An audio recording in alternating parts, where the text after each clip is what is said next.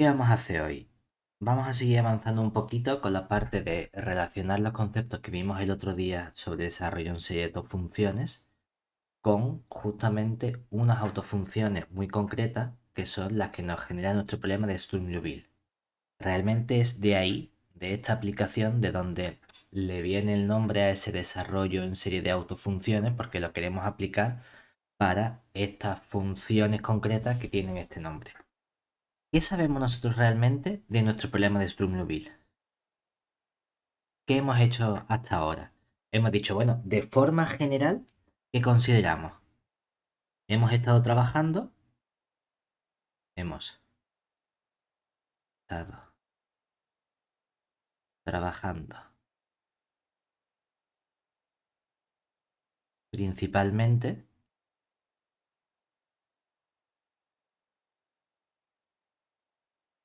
con el problema de Sturm-Liouville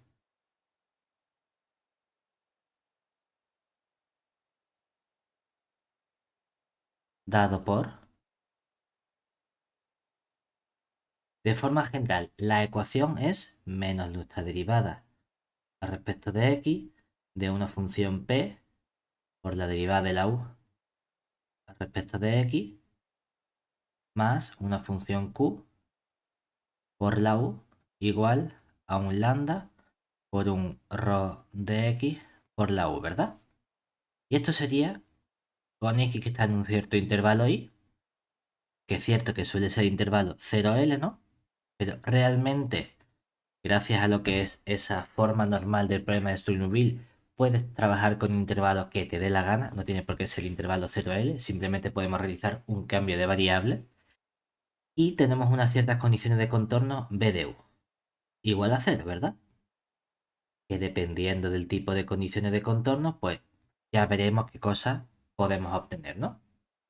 Esencialmente esto es lo que nos interesa y hemos hecho algunas modificaciones añadiendo alguna función, reescribiendo esta ecuación, etcétera. Esencialmente, ¿cuáles son o qué información importante tenemos nosotros sobre este problema de Sturm-Liouville? Hay dos cosas importantes, autovalores y autofunciones. ¿Qué cosa importante sabemos sobre los autovalores? Pues que son una sucesión creciente y que si es dependiendo del tipo de condiciones, son o estrictamente positivos o cero o positivo. Exactamente, pero seguro que sé que son siempre mayores o iguales que cero, ¿verdad? Es Ujú. decir, seguro sabemos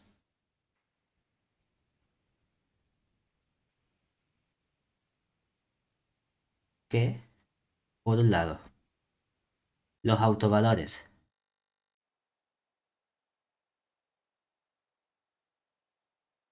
lambda su o auto de lambda forman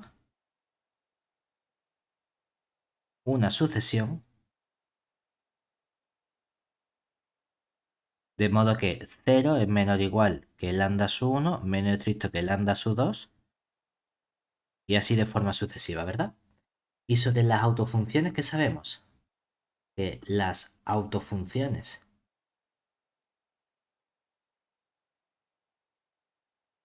u sub n asociadas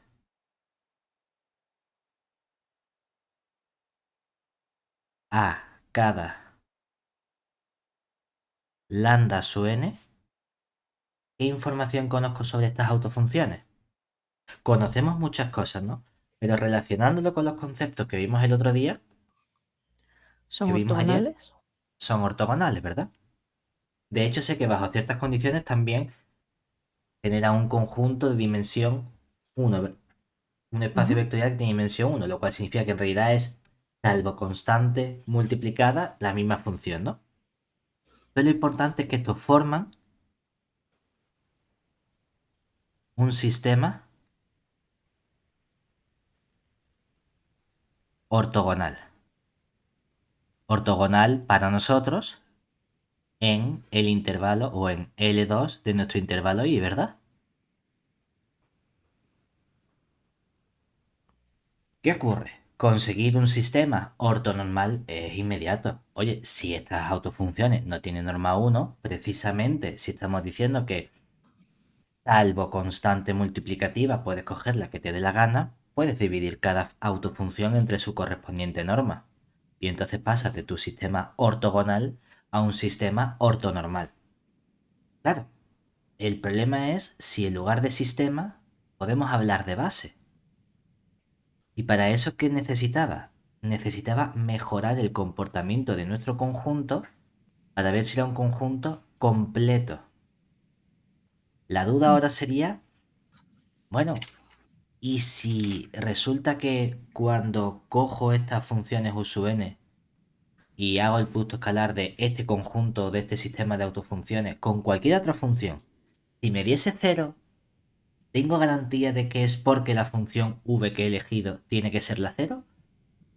¿O es que a lo mejor es casualidad y es que cogió cosas que también eran ortogonales? Eso es lo que nosotros queremos analizar hoy. Queremos estudiar precisamente si podemos proporcionarle esa parte de completitud a las autofunciones, pero que se obtienen como solución de nuestro problema de Sturm-Liouville. Ahora nos vamos a centrar únicamente en esas funciones en concreto, en lugar de coger cualquier otra función. ¿Vale? Entonces, recordemos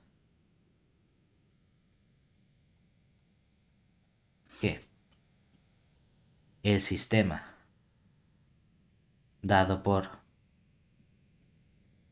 U sub n, con n perteneciente a los naturales, un sistema algo que esté dentro de L2 en general de omega, era completo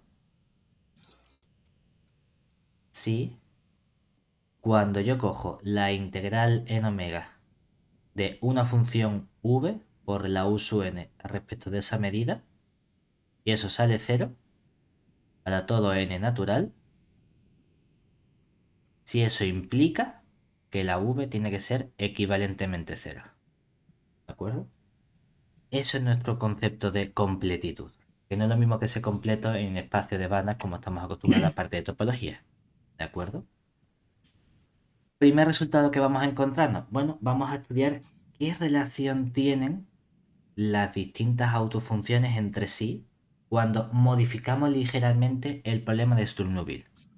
¿De acuerdo? Entonces, vamos, bueno, poner aquí nuestro intervalo, ¿no? Es decir, dado nuestro intervalo I, que es el intervalo 0L, y una función f perteneciente a L2 de I, es decir, que sea integrable en nuestro intervalo, obviamente vamos a pedirle no nula, porque bueno, si es nula, pues que no estás cogiendo función, ¿no? Es decir, vamos a coger por lo menos una función que no sea siempre cero.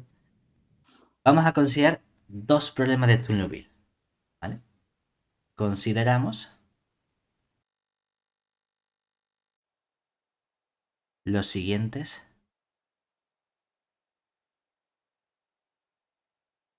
problemas de Sturm-Liouville.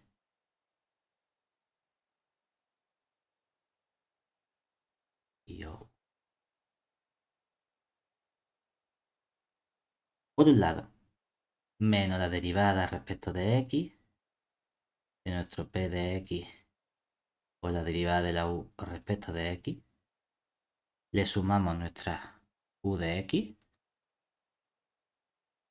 por la u e igualamos a lambda por nuestra u, ¿vale? Esto sería dentro de nuestro intervalo i. Vamos a tener una cierta condición de contorno, b de u igual a 0, ¿vale? Vamos a coger otro distinto, que va a ser una modificación. La ecuación es la misma, solo que va a cambiar la parte del término independiente, por así decirlo, que no es exactamente término independiente porque hay una dependencia de u, pero el que te proporciona los autovalores. Vamos a coger ahora menos la derivada respecto de x, de la función p de x, todo esto igual, derivada de u respecto de x, más q de x por la u, pero en lugar de igualarlo a lambda por u, lo voy a igualar a esta f que es integrable. Y aquí de nuevo tengo la misma b de u igual a 0. ¿Hasta ahí bien? Vamos a poner el nombre a las soluciones. Lo de abajo no tiene autovalor, ¿verdad? No hay ese parámetro lambda. Arriba sí hay autovalor. Bueno, vamos a hacer una suposición aquí arriba. Vamos a suponer, como ya sabemos que los autovalores son mayores o iguales que 0, vamos a suponer que lo busco para el autovalor que no es 0. Excepto 1, el resto seguro que son todos distintos de 0. Entonces, si lambda es igual a lambda n distinto de 0 autovalor, llamamos u sub n a la correspondiente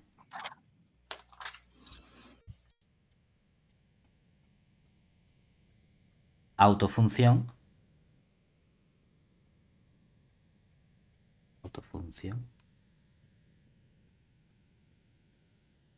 asociada a lambda n, ¿de acuerdo? Es decir, vamos a llamar u sub n a la solución de este primer problema. Bueno, y a este de aquí abajo. Aquí no hay una sucesión de autovalores, no hay autovalor. Bueno, pues a lo mejor hay solución o no hay solución de este problema, ¿verdad? Como habrá una solución, vamos a ponerle nombre a esa solución. Es decir, llamamos simplemente. ¿Prefieres U? ¿Prefieres V? V, porque así no nos liamos. V Pienso yo, no sé. a la solución. Yo lo estoy reescribiendo un poquito distinto de como viene en el libro para que veamos más bien esa diferencia, ¿vale? Entonces vamos a llamar V a la solución de este problema.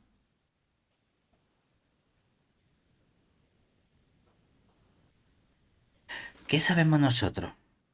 Hombre, lo que sabemos es que las U sub n, por ser autofunciones de este problema de Sturm-Liouville, esas U sub n entre sí son ortogonales seguros. La V es una solución de un problema de Sturm-Liouville. Ya, pero esta F no es un lambda por U, ¿verdad? No viene de un problema de Sturm-Liouville con autovalores. Entonces, a lo mejor esa ortogonalidad no tiene por qué darse. La pregunta es, ¿se da o no se da? Bueno, pues vamos a estudiarlo en función del comportamiento que tenga la f con las funciones anteriores. A lo mejor esa f no es exactamente la u. Pero aunque no sea la u, si resulta que colocamos una función que siga siendo ortogonal con las u's de arriba, entonces mi solución también va a mantener esa ortogonalidad. Realmente el lema se enuncia, curiosamente, se enuncia como una implicación y la prueba es un sí solo sí. Nosotros vamos a modificarlo directamente y vamos a poner el sí solo sí. ¿De acuerdo? Entonces, a poner ya nuestro lema. En las condiciones anteriores,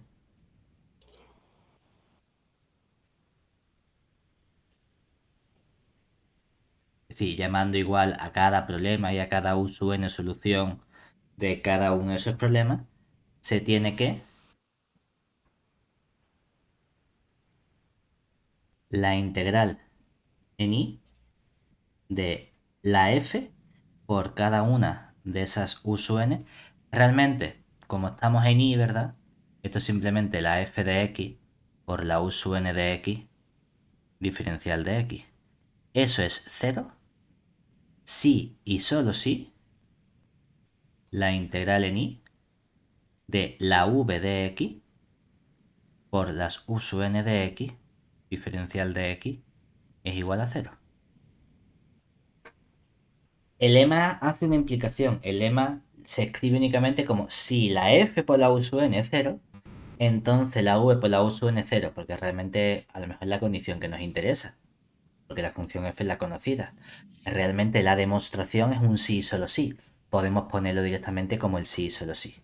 Lo que queremos decir es que buen comportamiento de la función f con la que estás modificando tu problema de Sturm-Liouville, porque si nos fijamos, estos dos problemas son prácticamente el mismo, solo que la hemos fastidiado un poquito al cambiar aquí la función lambda u por una función f, que bueno, esta función f tiene este buen comportamiento de estar en L2, pero no es exactamente la u. Si fuese un lambda por u, entonces tiene la misma estructura y esa solución seguro que sigue siendo ortogonal. Lo hemos cambiado, pero es que todo el resto es igual. Bueno, pues justamente como mantenemos tantas cosas del mismo modo y lo único que hemos cambiado es la función que se asocia a ese autovalor, si se mantiene la ortogonalidad, entonces se obtiene también o se hereda esa ortogonalidad para la solución v de nuestro problema. Que como digo es un sí solo sí, ¿no? Pero bueno, que lo tenemos de este modo escrito porque en el lema hacen hincapié en la implicación que nos interesa porque normalmente la función f es la que tú vas a tener como dato conocido y la solución v es la que no sabes exactamente qué le pasa. Hombre, pues si conoces la f y es ortogonal, tu solución sigue siendo ortogonal. Perfecto. Ahora bien, cuando trabajamos con este problema de Sturm-Liouville, construir o sacar las soluciones no era sencillo. Sobre todo cuando había unas f por ahí pululando y se me complicaba el asunto. Teníamos un truco o una construcción para rebajar un poco el grado de dificultad y modificar el problema de Sturm-Liouville a unos problemas muy concretos, buscar ciertas soluciones, autofunciones sencillas de esos problemas y gracias a eso construirme una nueva función que me iba a generar todas las soluciones del problema con la f, ¿verdad? Y esa función tenía un nombre importante, que era la función de Green, De que Green. era justamente para el problema con la f, si los lambda, ¿no?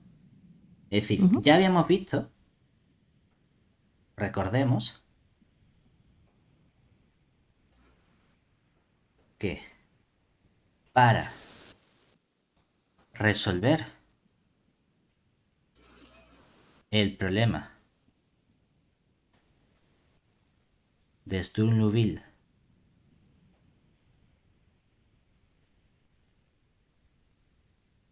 dado por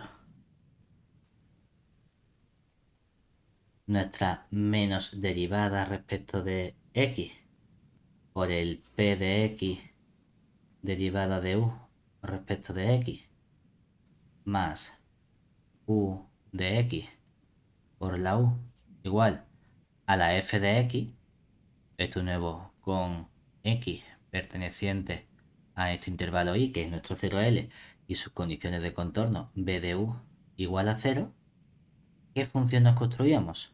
La función de Green, ¿verdad? Construíamos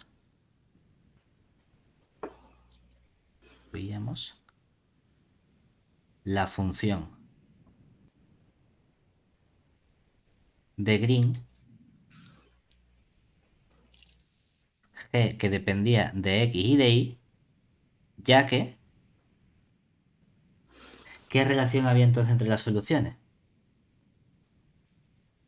Que la u de y, ¿quién era? La integral en y de la g de xy por la f de y diferencial de y, ¿verdad? Ujú. O lo que es lo mismo, la u de x era lo mismo intercambiando porque teníamos esa simetría de la función de Green respecto de x respecto de y. Y entonces a lo mejor nos gusta más ponerlo con la x. Fíjate que aquí realmente con la función de Green que estamos construyendo una nueva función u, que es una Ujú. solución de nuestro problema. Si tú me das una f, la que sea, la función de Green g no es dependiente de la f, ¿verdad? Porque justamente Ujú. la función de Green g, ¿qué hace? Quítate la f de en medio, resuelve dos problemas de valores iniciales más sencillos, te saca dos autofunciones de cada uno de ellos, las multiplicas y esa función a trozo es tu función de Green. Y luego metes la f. Pero la función de Green para tu núcleo es siempre la misma, ¿verdad? Para la parte izquierda, que eso se mantiene constante, siempre tiene la misma función de Green. Lo cual significa que si tú cambias la función f, no cambia la función de Green, pero cambia la solución porque multiplicas función de Green por tu f. ¿Mi f de dónde la estoy cogiendo? De L2. La solución U que construimos es una función de L2. Entonces realmente, como la función de Green permanece constante, con yo cambiar la f, cambio la solución U. Y a una función f le asocio su correspondiente solución U con ese núcleo de Green fijo, por así decirlo. Y cuando fijando una f hago algo y me da una nueva función, podría definir una aplicación, ¿verdad? Lo que pasa es que esa aplicación, como el argumento ya no es un número, que lo llamaría función, sino que es a una función, le asocias a una función, a esa aplicación el nombre que le ponemos es el nombre de operador. Entonces vamos a definir el operador de Green, que es simplemente a la f le asocia la correspondiente solución. Es decir, vamos a poner aquí nuestra definición.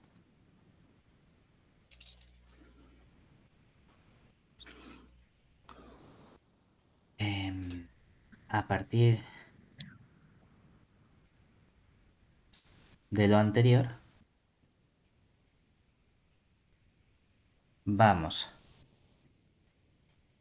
a definir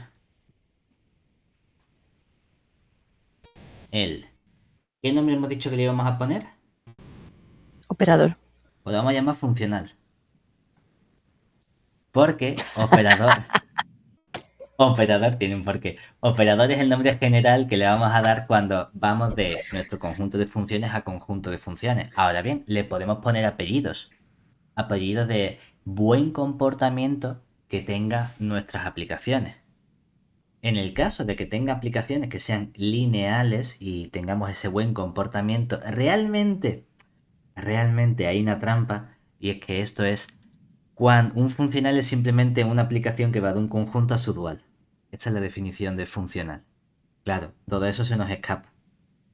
Entonces aquí realmente vamos a definir un operador que va de un espacio de funciones en el mismo espacio de funciones. Da la casualidad de que el dual del L2 es el L2. Entonces, como va de espacio en su mismo elemento, entonces luego de llamar al operador lo llamamos funcional. Podríamos llamarlo operador simplemente, ¿no? Pero que tengas en mente que lo vamos a llamar funcional porque es algo que en realidad tiene mejores propiedades de las que nosotros vamos a manejar ahora mismo. ¿Vale? Pero simplemente una aplicación, vamos a llamarlo G caligráfica de Green, que va de nuestro L2 del intervalo I a L2 del intervalo I. ¿Y cómo se define? Hemos dicho que lo que yo quiero hacer es a cada función f le asocio el correspondiente funcional g de f, ¿verdad? ¿Dónde tienes ese g de f? La solución de nuestro problema de Stulloville. Es decir, sería la u de i. ¿Pero quién es en realidad la u de i? La integral de tu función de Green g de xy por la f de i diferencial de i. ¿Vale? Oye, automáticamente, ¿eso qué significa? Que por la construcción que hemos hecho, observemos que que este funcional g de f es solución de nuestro problema, que sería menos derivada respecto de x del p de x por la derivada del u respecto del x más el q de x por el u igual a f con condición de contorno b de u igual a 0 para cualquier f que tú cojas de L2 de i, ¿verdad? Porque justamente se está definiendo como la solución. Obviamente es una solución, claro, eso es lo guay, ¿vale? ¿Qué propiedades tiene este operador o este funcional? Eso es lo que nos interesa a nosotros ahora determinar, para poder avanzar un poquito. Es cierto que toda esta parte la vamos a coger un poco con pinzas porque nosotros no estamos... No, se supone En esta asignatura, el eje central no es estudiar la teoría de operadores. La teoría de operadores por sí sola es extensa. Hablar de operadores lineales, de operadores acotados, operadores compactos, operadores precompactos, etcétera. Es decir, hay mucha teoría que tiene que ver con el comportamiento de estos operadores entre los espacios en los que se están definiendo, si son espacios de Banach, si son espacios de Hilbert, si son espacios normados simplemente, qué tipo de norma o de topología estamos considerando, etcétera. Es extenso. Aquí vamos a ponerle algunos apellidos que vamos a ir justificando, pero que se nos escapa un poco de lo que es esta asignatura. Yo entiendo que esta parte sea demasiado teórica a lo mejor, ¿no? Pero bueno, vamos a unificarlo todo en un único resultado. Y entonces, a ponerlo, voy a poner como teorema, porque viene en los ejercicios como un lema, o como varios lemas, pero bueno. El operador o el funcional de Green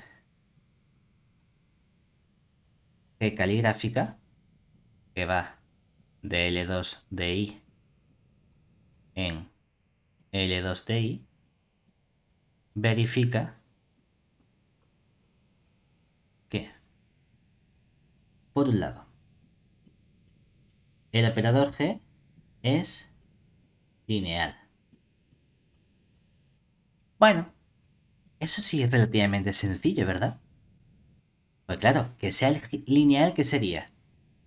Probar si G de cuando hago una combinación alfa F más beta G, ¿esto cómo se define?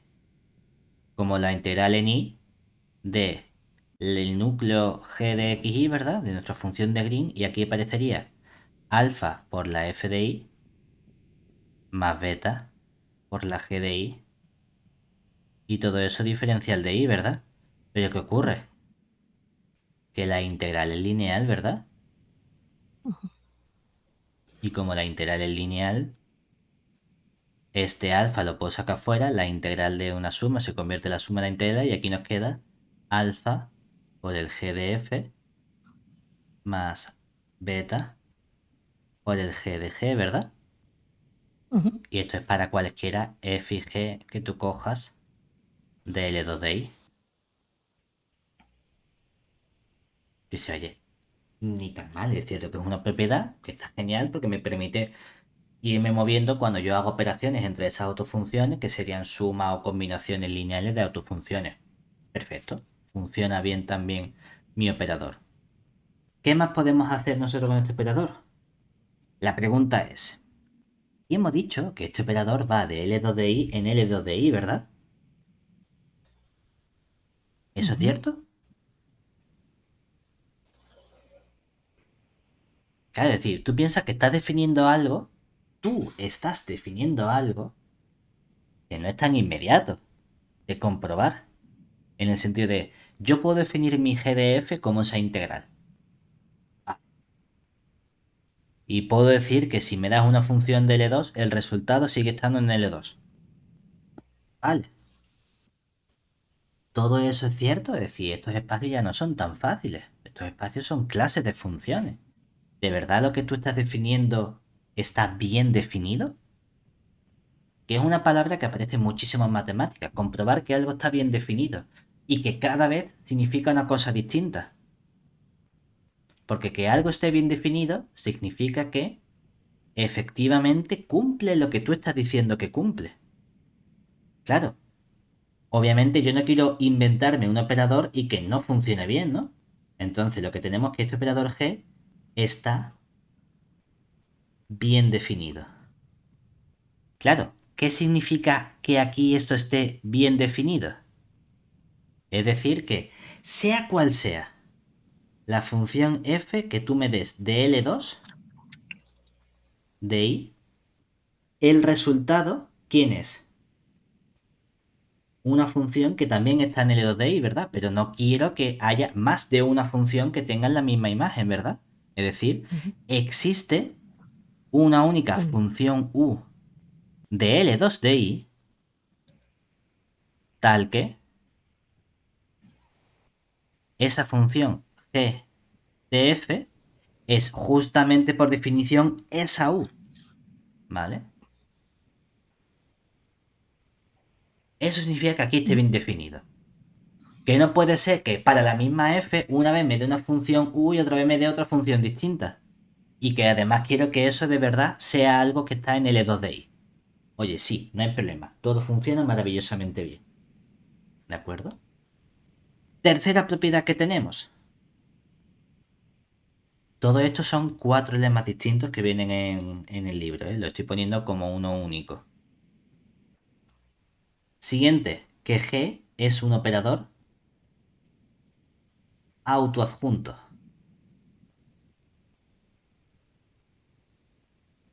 ¿Sabemos lo que significa? Obviamente no, porque no hemos estudiado teoría de operadores. Porque hay operadores autoadjuntos, hay otro tipo de operadores. ¿Qué significa operador autoadjunto? Podemos intercambiar en cierto modo que ocurre con el producto escalar cuando aplica diferentes funciones. ¿Qué quiere decir eso? Es decir, como estamos con cosas de L2, tengo un producto definido en L2, ¿verdad? Yo tengo el producto escalar de L2. Pues si tú coges la G que actúa sobre una función f, y como esto vuelve a estar bien definido y me da algo de L2, puedo calcular del producto escalar con otra función g que esté en L2, ¿verdad? Podríamos haberlo hecho al revés. ¿Por qué no has cogido la f y es sobre la función g sobre la que actúa tu operador? Bueno, también lo podría hacer, L2 de I. También lo podría hacer porque G es una función de L2, la G mayúscula me lo manda de nuevo a L2, la F estaba en L2, entonces, como tengo dos cosas de L2, puedo calcular ese producto escalar, ¿verdad? ¿Qué me encantaría? Que esas dos cosas como fuesen. Iguales. Exactamente. Sea cual sea la función F y la función G que tú cojas de L2 de I. Esto sí es cierto que es relativamente sencillo porque si tú te fijas, ¿qué significa hacer el producto escalar de el operador G actuando sobre F con nuestra función G en L2 de I? Ah, mira, si no tengo peso, esto es simplemente la integral en I. ¿De quién? De esta G de F de la G.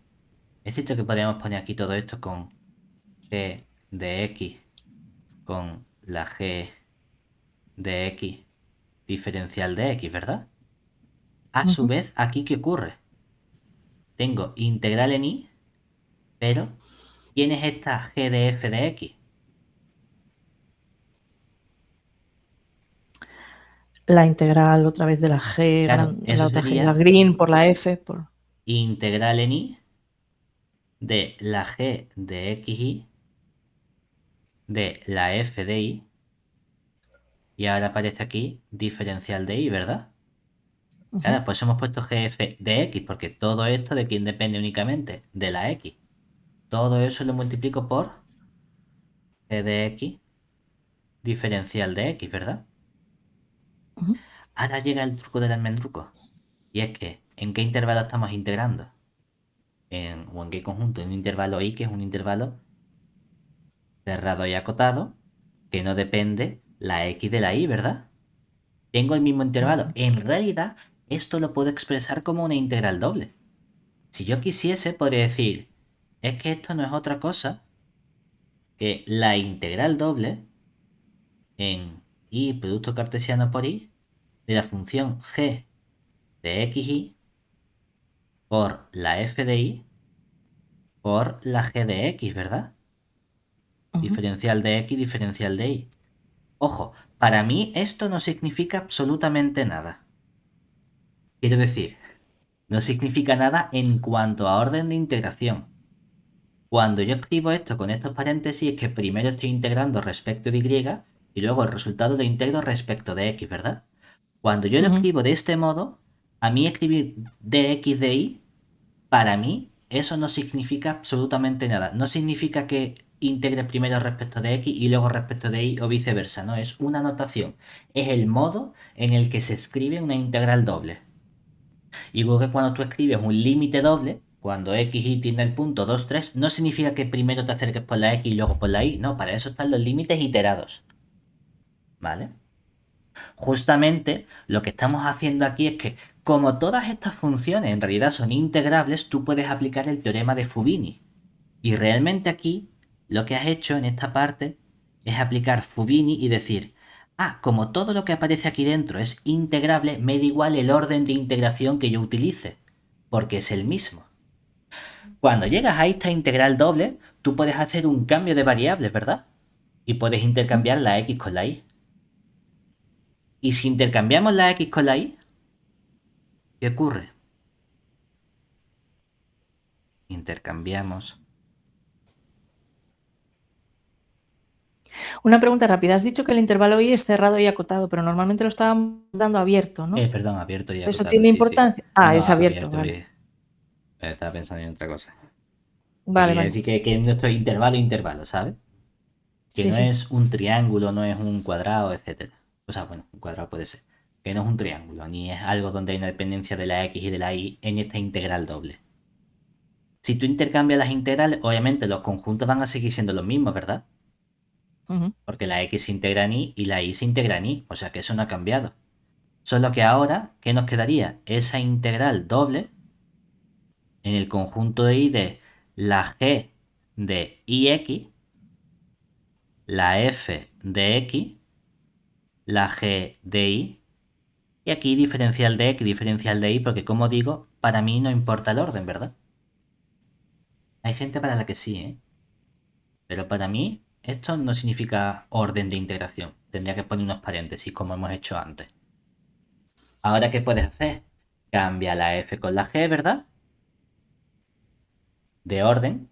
Lo digo porque me da igual tener f de x por g de y que tener g de y por f de x. Ujú. Utiliza entonces que la función de Green es simétrica y que esto es lo mismo que la g de xy, ¿verdad? Y si tú ahora dices, dejo la f de x y agrupo la g de xy con la g de y diferencial de y, entonces estaría aplicando mi g mayúscula a la función g minúscula, ¿verdad? O sea que, Ujú. ¿qué me daría aquí? La f que aparece delante, ¿no? Y detrás aparecería la g de g, producto escalar en L2 de y. ¿Sí? Lo que es Sí. relativamente sencillo ver que me da igual aplicar el operador de Green a la primera componente que la segunda componente de nuestro producto escalar. Me va a dar lo mismo. Eso significa que sea autoadjunto. ¿Vale? Última propiedad que verifica esta función de Green. Que esta sí que se nos escapa tela, tela, tela. Pero se nos escapa por mucho en cuanto a demostración. ¿Eh? Vamos a poner simplemente lo que significa y aún así, ¿no? Que el operador G es compacto. Ojo, no que el conjunto sea compacto, esto no es un conjunto, esto es un operador. ¿Qué significa que una aplicación sea compacta? ¿Vale? Lo tengo que relacionar de algún modo con conjuntos compactos, ¿vale? Ahora bien, en los espacios en los que estamos trabajando, siempre hemos visto, bueno, que si son espacios normados, tienen una norma inducida o asociada, esa norma me puede inducir una distancia, y había ciertos conjuntos en el espacio topológico que me permitían construir bases de forma sencilla, ¿verdad? Si justamente tuvieses una norma que te induce una distancia, los abiertos eran justamente las bolas abiertas, ¿verdad? Dentro de todas Ujú. las bolas abiertas hay uno que me puede interesar, que vamos a coger la más sencilla de todas, ¿verdad? La bola unidad. Unidad. Pues que sea compacto significa que vamos a estudiar el comportamiento de este operador con la bola unidad. Entonces, vamos a calcular la imagen G de la bola unidad. Va a poner BL2DI. Pero ojo, esto es la bola unidad en L2DI. Es decir, los elementos de esa bola unidad no son números, son funciones. No solo son Ujú. funciones, son clases de funciones. Entonces, estás cogiendo todas las clases de funciones de cuadrado integrable, de modo que su norma, que es la integral de su función en valor absoluto al cuadrado, es menor estricto que 1. Le aplica la imagen g a cada una de esas funciones que haya, te da una nueva función de L2, tienes un conjunto de funciones, a ese conjunto en L2, que es un espacio topológico. ¿Por qué? Porque como tiene una norma, tiene una distancia y la distancia induce una topología, ¿verdad? Pues con esa topología inducida por esa distancia, inducida por esa norma, le vamos a calcular la clausura a este conjunto imagen donde los elementos son funciones. Ojo, y respecto de esa topología, ese conjunto es compacto. ¿Vale? Claro, digo, para demostrar esto, aquí se utilizan resultados muy avanzados de análisis de desigualdades, de contenciones, de inclusiones con los espacios de Sobolev y demás, de información sobre los operadores que estamos interviniendo aquí. Todo eso se nos escapa. Bueno, simplemente que dentro de la teoría de operadores, tener un operador compacto es bastante bueno. ¿Vale? Que está relacionado de este modo, pero que es cierto que todo esto un poco se nos escapa. ¿Por qué es importante? Porque gracias a estas 4 propiedades, sí que vamos a ser capaces entonces de obtener la información que nosotros queríamos sobre las autofunciones de nuestros problemas. ¿Vale? En concreto, tenemos un primer resultado un poquito más general, que es relacionando este operador G con nuestro espacio completo de funciones, que es L2. Entonces, como consecuencia de todos estos resultados que hemos ido poniendo, tenemos el siguiente que nos dice que el espacio L2 de I posee una base ortonormal formada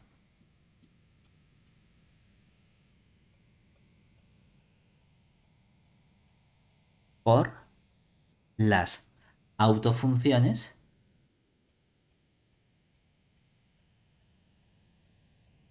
del operador o funcional de caligráfica.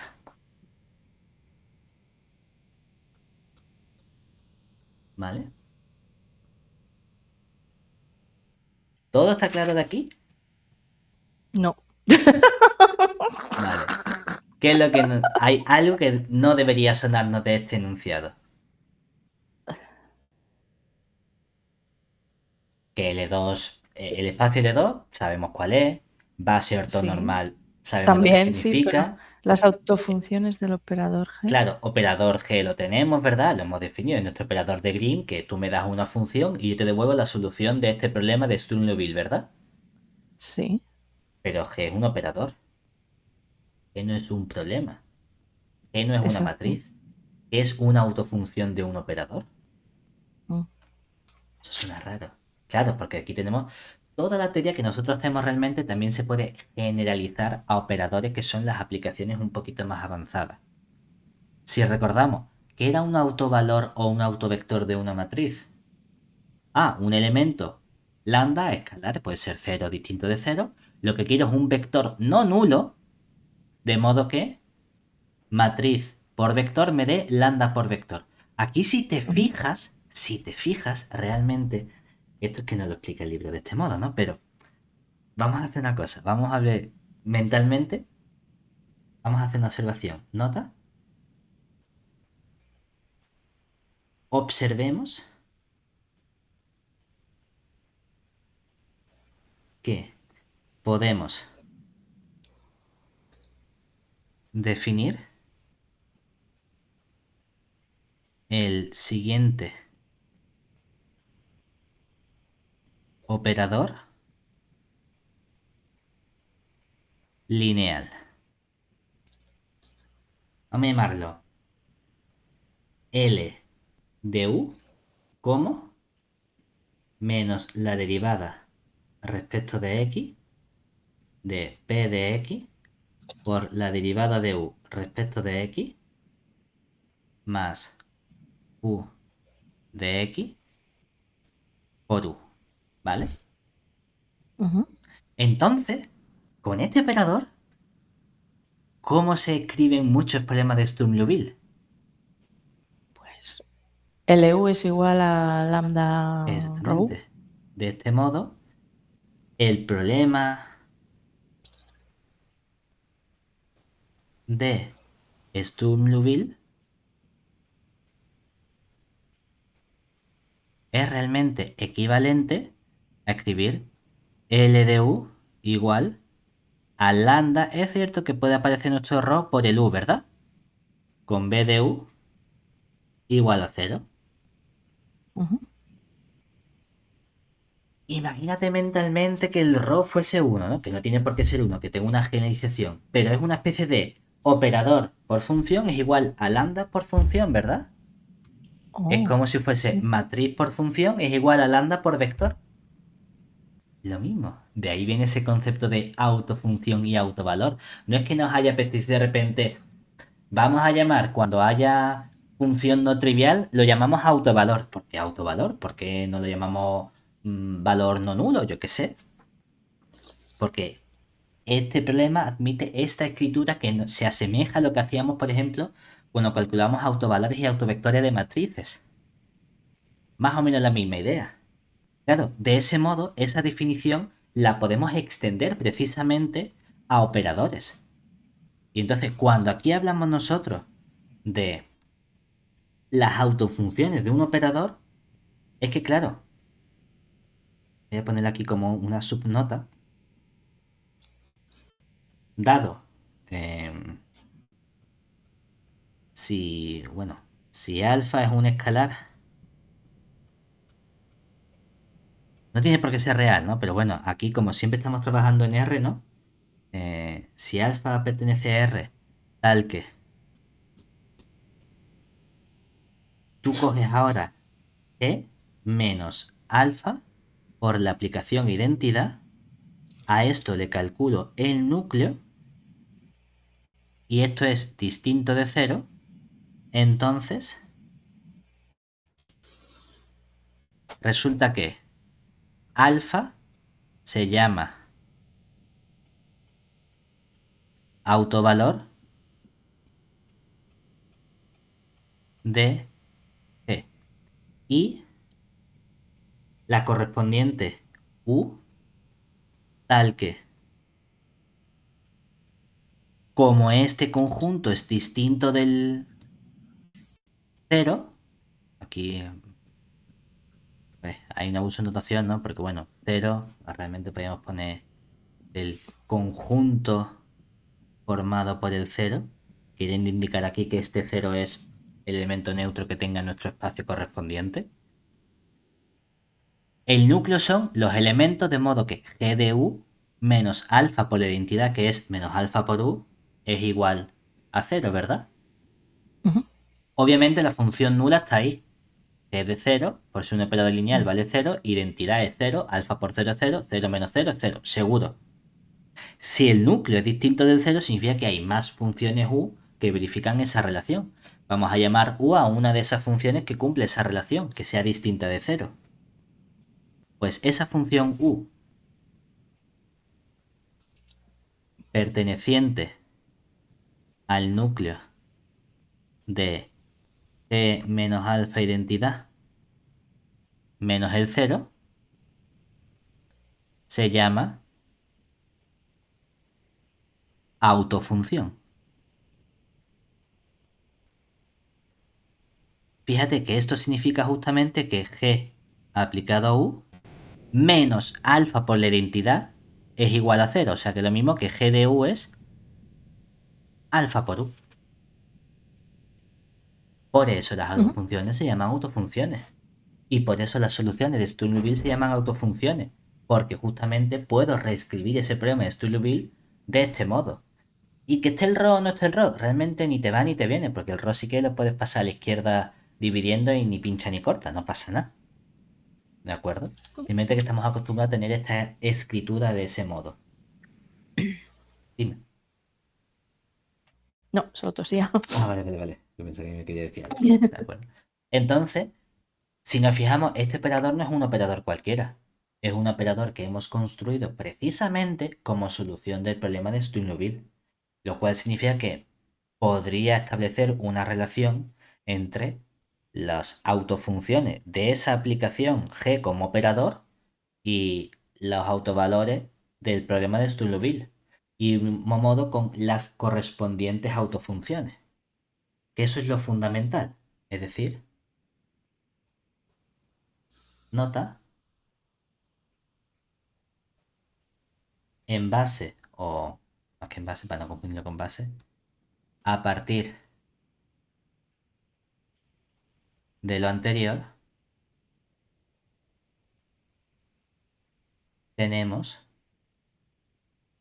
que, por un lado, una U sub n es autofunción de, vamos a poner por abreviar, Sturm-Liouville, si y solo si U sub n es autofunción de nuestro operador G. Con los autovalores, ¿qué ocurre? Cambia un poco la construcción. Es casi lo mismo, pero un lambda sub n es autovalor de Sturm-Liouville si y solo si 1 partido lambda n, el inverso es un autovalor del G. ¿De acuerdo? Precisamente porque ese autovalor va justamente en la integral, que va en el lado contrario. Entonces luego tenemos que despejar y sacar el inverso por ahí. Pero podemos establecer esa relación. Lo importante es que las autofunciones son las mismas. Eso es lo guay. ¿Por qué? Porque si nos venimos entonces al teorema que hemos puesto antes, el espacio L2 de I posee una base ortonormal. Base ortonormal. Base ortonormal significaba sistema ortonormal y completo. Eso está ahí escondido. La parte de completo, que curiosamente es lo que queremos hacer en la clase de hoy, está escondido. Es decir, que por el teorema anterior,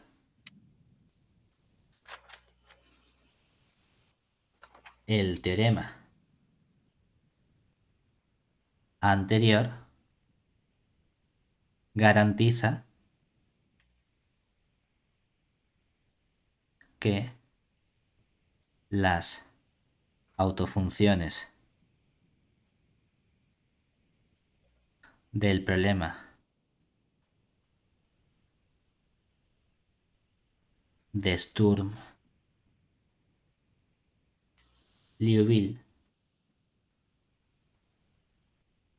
son o forman un sistema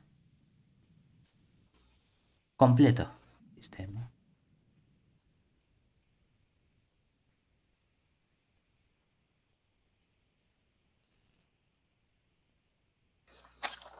Que eso era lo fundamental nuevo de hoy. Oye, que sé que es un sistema ortogonal. Sí, eso ya lo sé. Eso ya lo sabíamos, eso era lo fácil. Lo importante es que ahora ese sistema es también completo. ¿Vale? ¿Cómo usaremos este resultado muchas veces? Cuando a mí me den una familia de autofunciones, comprobar que es ortogonal, eso es sencillo. Comprobar que es ortogonal es coger las 2 a 2 y estudiar la correspondiente integral. Estudiar que sea completo, eso ya es complicado, porque yo no puedo ponerme a comprobar con cualquier función al azar y ver si con cualquier función al azar sale 0 es porque la función era 0. No me puedo poner a probar. Que resulta que si tengo un sistema de autofunciones que es infinito y he probado con 10 millones de integrales y 10 millones en salido 0 y la 10 millones una sale distinta de 0, mierda, la función no era nula, toma por culo. Este ejemplo no me vale. No puedo. ¿Cómo probaremos entonces que un sistema toma este sistema de funciones si eso es completo? Viendo si lo Través del puedo operador. obtener como solución de un problema de Sturm-Liouville. Lo que querré hacer es como un proceso inverso. En lugar de comprobar si verifica esta propiedad mi conjunto de autofunciones, lo que haré será, ¿existe algún problema de Sturm-Liouville cuyas autofunciones asociadas sean estas que a mí me han dado? ¿Vale? Esa es la idea que tenemos detrás de nosotros. Y para eso hay ciertas ocasiones en las que a lo mejor se nos va a complicar el problema y de forma conjunta es demasiado tedioso. Entonces vamos a intentar separarlo y dividirlo en dos problemas más sencillos, que es el último resultado que vamos a ver hoy, que me dice justamente cómo puedes separar los problemas para dividirte la dificultad. Entonces, nuestro último lema nos dice lo siguiente.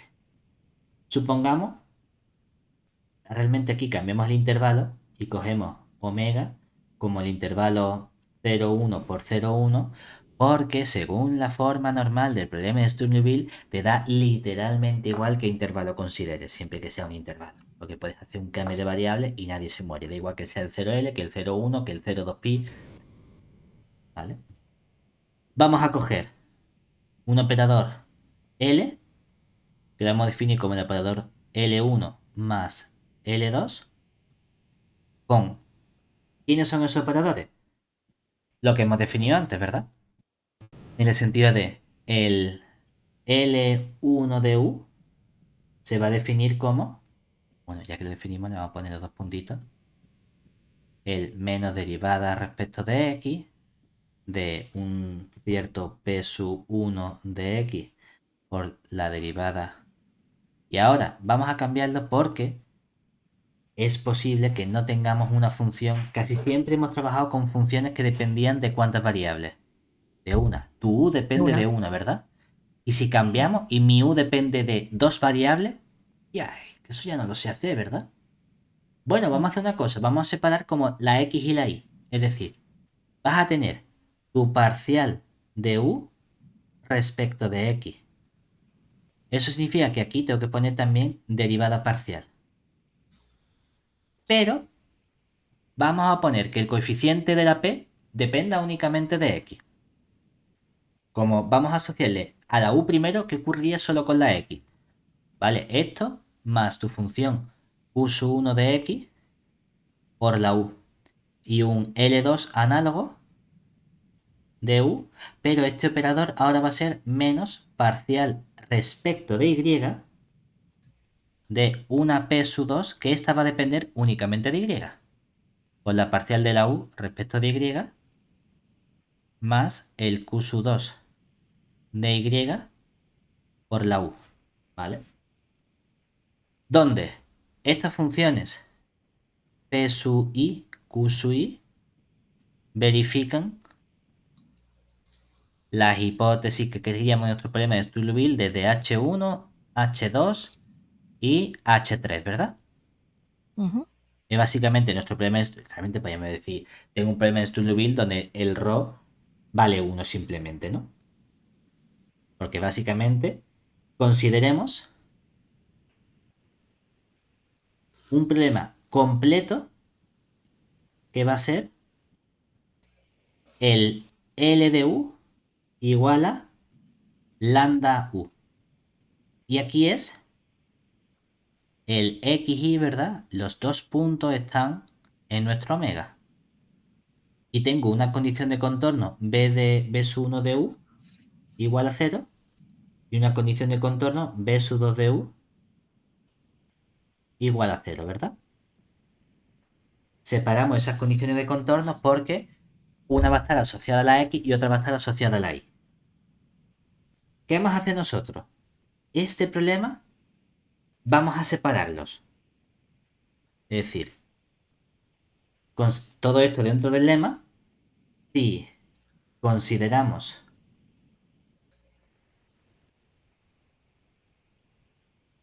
los problemas, llamarlos auxiliares,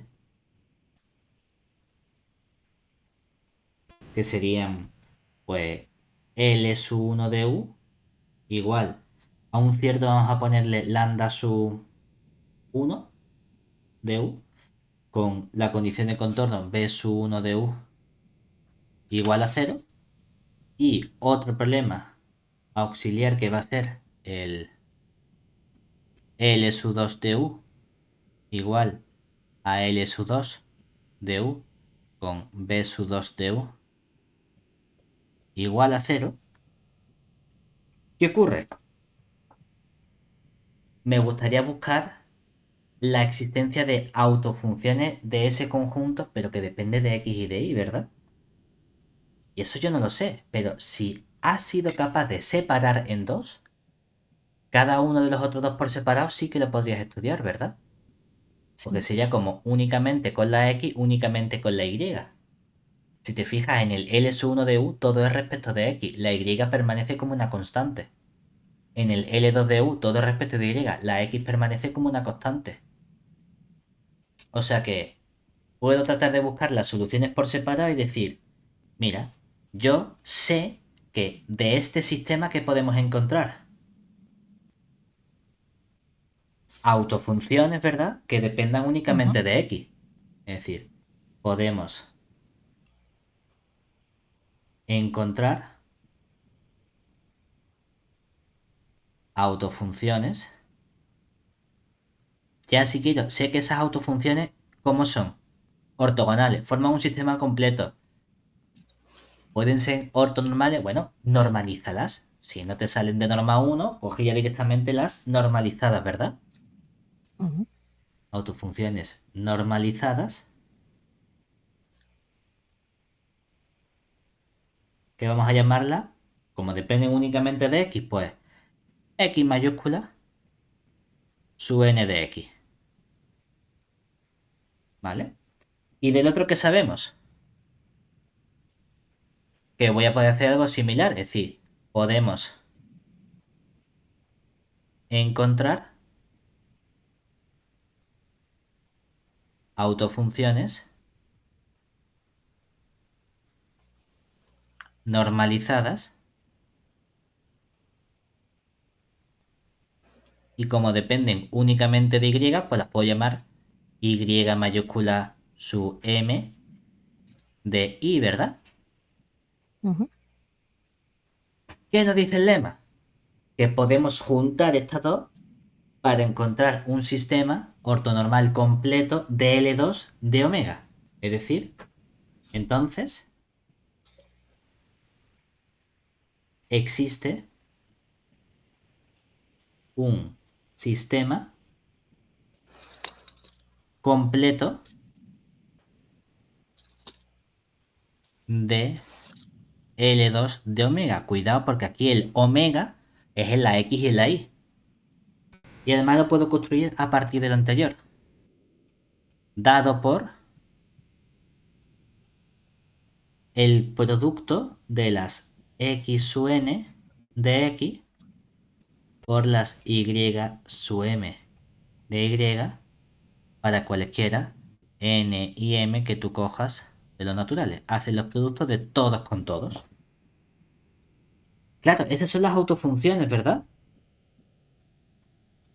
¿Y qué relación hay con los autovalores? Lo podemos relacionar porque entonces, las correspondientes autofunciones que son solución, no de estos del azul y del morado por separado, sino ¿cuál sería entonces la solución del completo que tenemos aquí? Ah, las autofunciones las conocemos, son estas de aquí. ¿Ya? ¿Y para qué autovalores se obtiene? Para los autovalores lambda igual a lambda sub 1 más lambda sub 2. ¿Vale? Es decir, que relacionan los autovalores de uno y de otro con los autovalores de tu problema complejo y relacionan las autofunciones de uno y de otro con las autofunciones de tu sistema completo. Realmente aquí que le estamos pidiendo mucho al problema y es que te permita separarlo en esos dos problemas independientes. ¿De acuerdo? Que tú hayas podido separar en algo que solo depende de X y algo que solo depende de Y.